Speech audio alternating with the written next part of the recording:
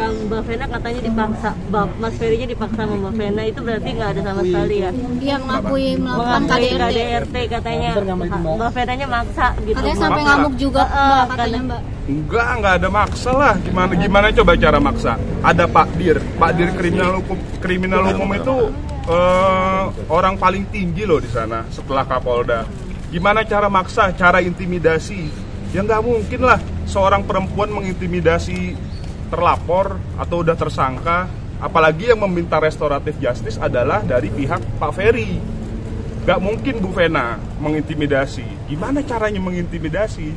Dan satu hal yang paling penting ya, kalau ada yang bilang itu intimidasi adalah hoax, dan kita tidak segan-segan akan mengambil upaya hukum, apalagi terjadi sekali lagi pemberitaan tentang intimidasi dan tidak disertai dengan bukti, kita akan laporkan ke Polda Metro Jaya terkait Undang-Undang ITE pencemaran nama baik pasal 27 ayat 3. Tapi disebut berkasnya belum cukup bukti, katanya nggak melakukan. Betul, justru itu benar, karena yang P19 itu tidak lengkap. Bu Vena datanglah di sana terbang untuk melengkapi. Ternyata Pak Ferry mengirim surat pada tanggal 17 Januari untuk meminta RJ atau Restoratif Justice. Nah, di sana dipertemukanlah antara Bu Vena, Pak Ferry, yang tadi saya bilang Pak Dir, Pak Kanit, sama Bu penyidik. Gitu. Nah, pertemuan itu gimana maksudnya Mbak Vena? Lancar kah? Maksudnya apa? Ngomongin kayak gitu kan? Lancar kah? Panas?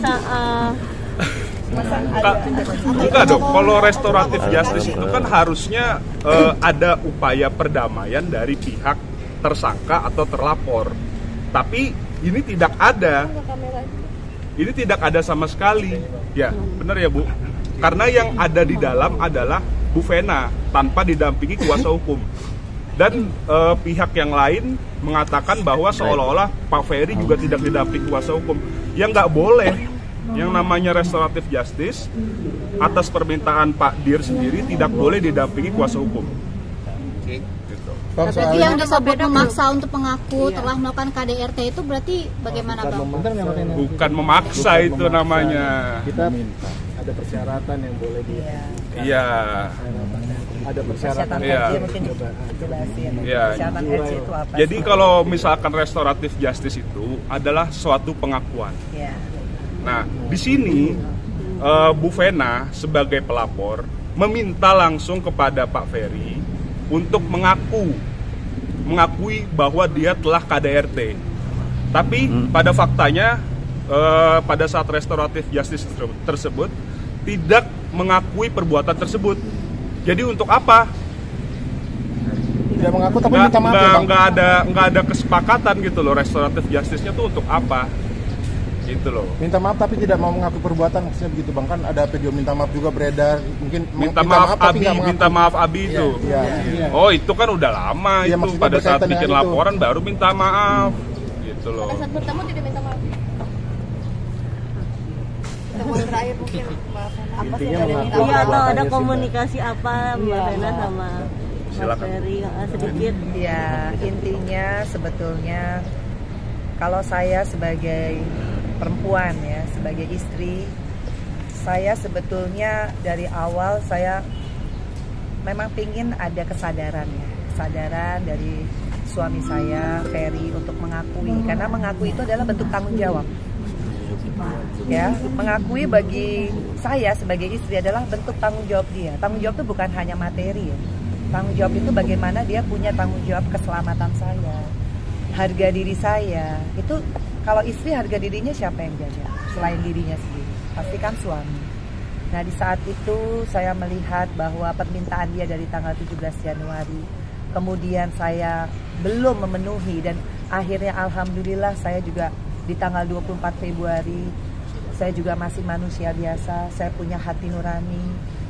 Saya masih optimis sebetulnya untuk memberikan kesempatan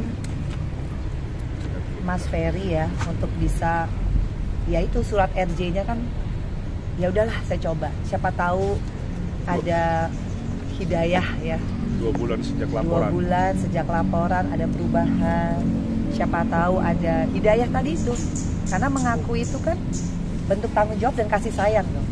Kalau suami itu sayang bukan di mulut kan, di perbuatan. Saya pikir 2 bulan ada perubahan. Ternyata belum mengakui. Ya saya nggak maksa kan. Kalau saya maksa mungkin udah ngaku kan. Tapi kan karena saya nggak paksa, kan persyaratan RJ itu jelas. Ya, pengakuan dulu tanpa dipaksa. Nah setelah ada pengakuan mungkin perdamaian. Setelah ada perdamaian mungkin ada kesepakatan antar dua pihak, yaitu saya ada lawyer, Ferry juga ada lawyer, kan begitu. Itu pun kalau menurut Pak Direktur harus juga ada yang namanya evaluasi.